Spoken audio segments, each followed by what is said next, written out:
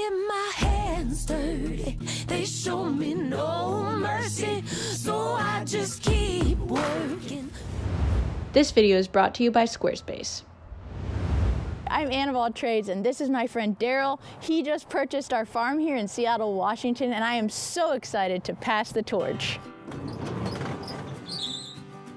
All right, here's the goods. All the goats here have been bottle raised and snuggled within an inch of their life, so they're pretty much the best little buddies you could possibly have. We have everyone on a steady diet of organic orchard grass, and then we do supplemental grains and vitamins for them that we feed them separately, but all the animals get that same regimen. I'll tell you too about our bedding that we use. We use pelletized pine bedding, and as it starts to get wet, it starts to break down into dust. We can keep things really clean and keep it really dry despite all of the Seattle rain and everything else. This helps mitigate hoof rot and other things that could be an issue. The other thing about the pine bedding that's really important is that when it comes to our compost system, we've found that basically the texture of the compost that comes out of here, mixed with the nitrogen that's in the poop and the nitrogen robbing factors of wood, make the most amazing compost you could possibly have. Even if we weren't to compost this, it could go directly into the garden at this point. Of course, the more you compost it, the better it'll be. It's such a joy to be able to share this stuff.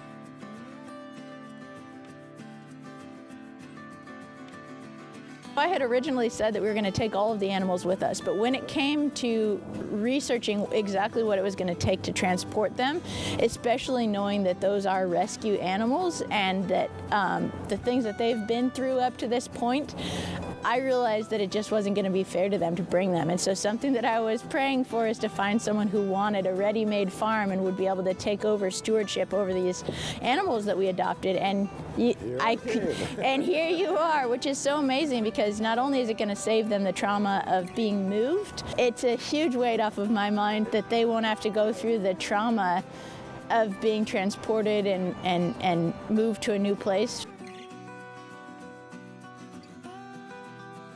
As much as I love my animals, we don't have any pets. Everyone here has a job, and that was something that when we moved here, we really wanted to be careful about.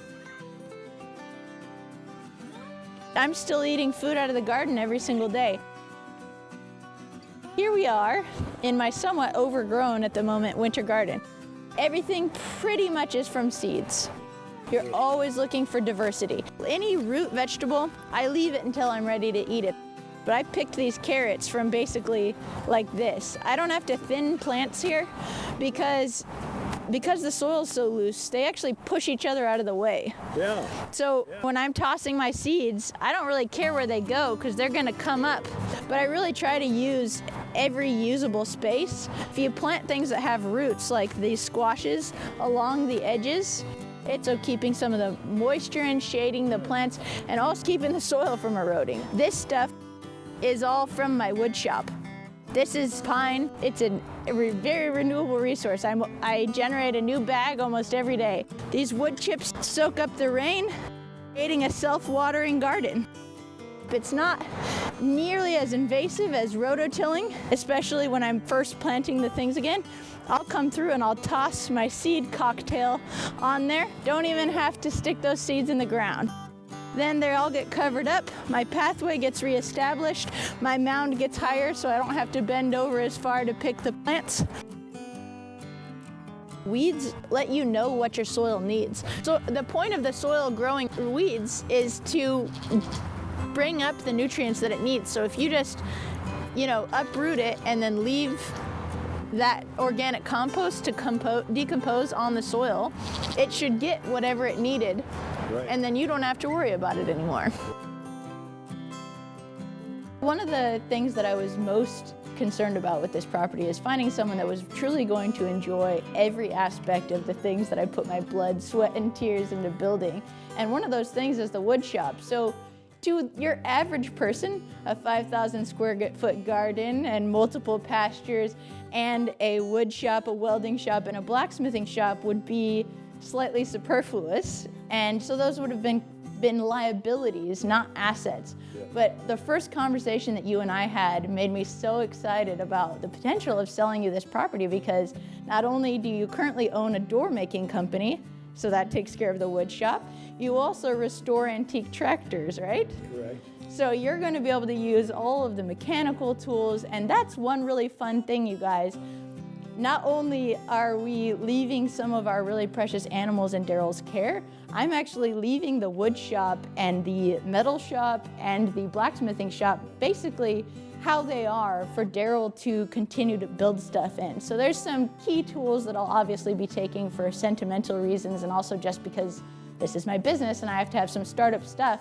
But a lot of this stuff I'm going to be leaving, and Darrel's going to be learning all kinds of stuff as he gets into this, huh?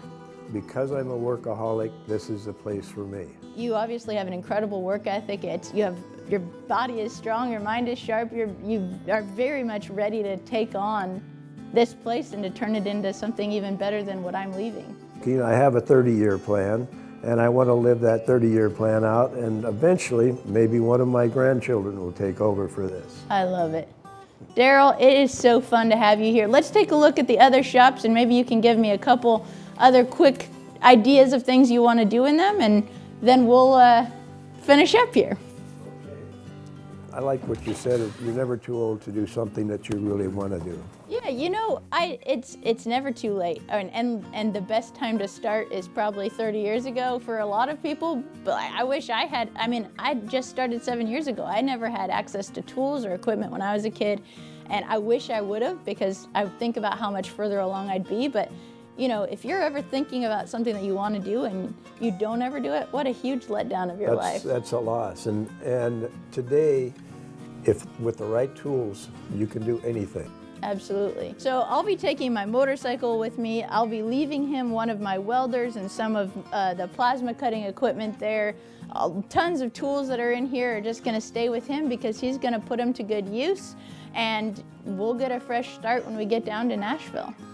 One other thing that you mentioned in passing that is actually really exciting to me is you have a bunch of hand crank tools, and you are thinking about doing a lot of the similar projects that I had in my long-term goals, maybe making a water wheel or doing some kind of belt-driven shop. So the fun thing is that I get to leave you with some of the treasures that I found along the way for when I someday was going to do those, which is some belt-driven tools and other hand crank tools. We'll leave you with the cider press, and so I hope to come back to visit Darrel later on this season. I want to help him with his spring planting and just answer any questions that have come up in the first couple months that he's been here. So one of my favorite things as we're passing the torch is having a farm was my lifelong dream. I'm 30 years old, and I didn't even know that this place was going to become what it has become, but I'm so proud of what it has become. Here you are, you're 77, and you're starting fresh yourself, right? Absolutely.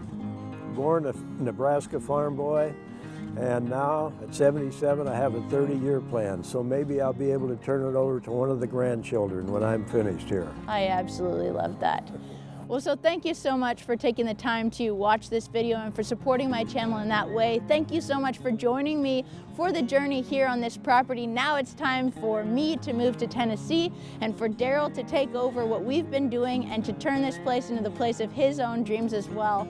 He's actually thinking about doing a little blog about this, so I will definitely keep you apprised, so that if you're interested in keeping up with what he's doing here on this property as he, figures stuff out for himself and also expands upon his own dreams that he has for this place, you will be able to have access to that as well.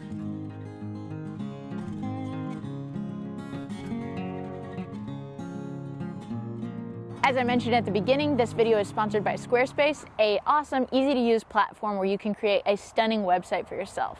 Squarespace and I teamed up to host Darrel's new website, holycowafarm.com. For everyone interested in keeping up with Darrel's journey on the farm that you all watched me restore here in Seattle, make sure you visit holycowafarm.com.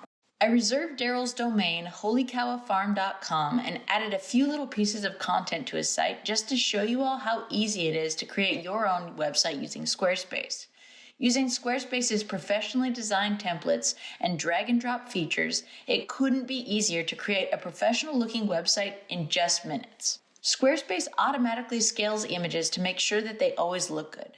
Squarespace also offers email support 24 hours a day, 7 days a week, and help with whatever you need is always available within about an hour.